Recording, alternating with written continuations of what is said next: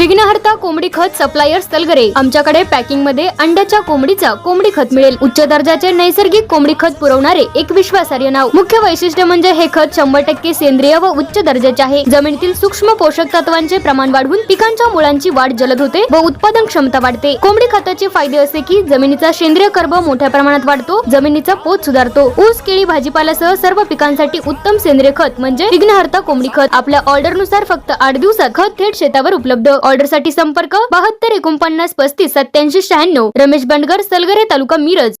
प्रत्येक बातमीतील घटनेच्या वास्तविकतेची तुलना थेट पाहत रहा चांगली अपडेट।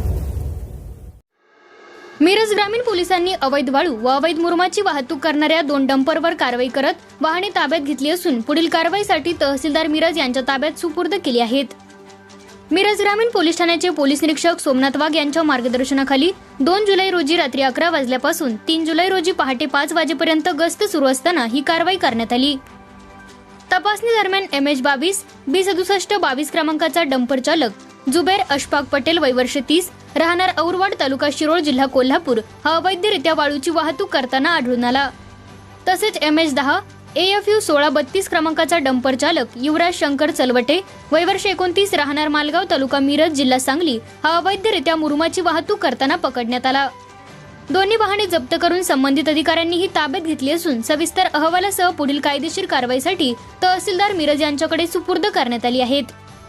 ही कारवाई पोलीस निरीक्षक सोमनाथ वाघ, सहाय्यक पोलीस निरीक्षक प्रवीण यादव, पोलीस हवालदार भरत पवार, पोलीस हवालदार सचिन हारके, पोलीस चालक मनोज जाधव, रामचंद्र शिंदे व पोलीस कर्मचारी प्रदीप कुंभार यांनी केली।